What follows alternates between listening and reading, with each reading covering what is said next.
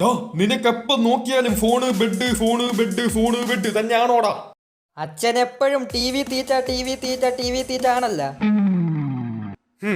എനിക്ക് നിന്നെ പോലെ നാളെ എക്സാം ഒന്നുമില്ലല്ലോ. നീ നല്ല മാർക്ക് വാങ്ങിയിട്ട് ഇവിടെ കേറിയാ മതി. ഞാൻ പഠിക്കാം, അച്ഛൻ പോ. ഞാൻ കുറച്ച് കഴിഞ്ഞ് വരുമ്പോൾ നീ ഒരു ചാപ്റ്റർ ഫുള്ള് പഠിച്ചിരിക്കണം. ഒരു ചാപ്റ്ററൊക്കെ എങ്ങനെ പഠിക്കാനാ? ഒരു വരി തന്നെ പഠിക്കുന്നത് ഒരു മാസം എടുത്താണ്, അപ്പോഴാണ് ഒരു ചാപ്റ്റർ.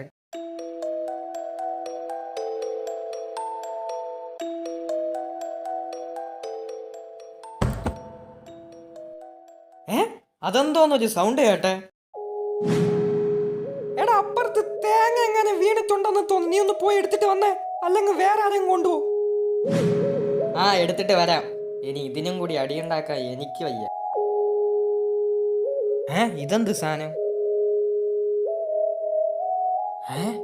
സംഭവം കൊള്ളാല്ല. ഇതെന്ത്? എറ്റിസ് ഓപ്പോ. ഓപ്പോ കമ്പനിയുടെ പുതിയ ഫോണാണെന്ന് തോന്നുന്നു. ഈ സ്വിച്ച് എന്തിനായിരിക്കും? അതെവിടെ പോയി? ഇതെന്ത് മറിമായും? ലോലു മോനെ ഒന്നിങ്ങോട്ട് വന്നേ. എന്താ അപ്പൂപ്പ പറ. ഞാനാണെങ്കിൽ കുറച്ച് ബിസിയാണ്.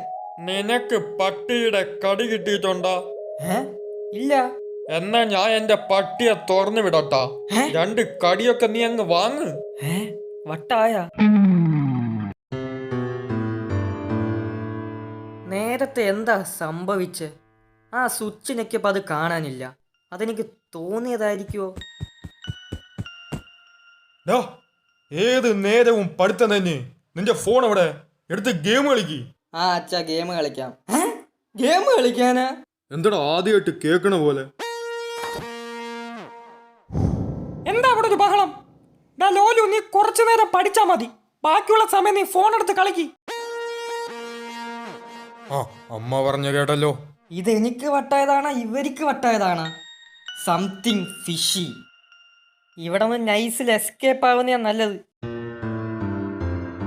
എന്താടാ പരിപാടി? ഒന്നുമില്ല സാറേ, ഒന്ന് കറങ്ങാൻ ഇറങ്ങിയതാ. ഇത് ഞാൻ കേസാക്കും.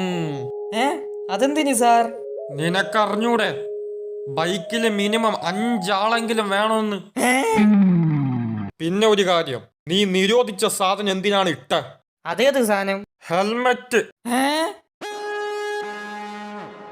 ദൈവം, ഇവിടെ എന്തൊക്കെയാ നടക്കുന്നതെന്ന് എനിക്കൊരു പിടിയുമില്ല.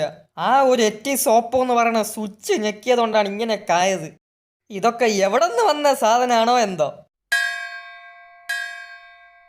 ദൈവമേ, ഇതൊന്ന് മാറ്റിത്തരണേ. എടാ മോനെ, എന്താ അടുത്തത്? ക്ഷേത്രത്തിൽ കേറുമ്പോൾ ചെരുപ്പിട്ട് കേറണം എന്ന് നിനക്കറിഞ്ഞൂടെ? സബാഷ്.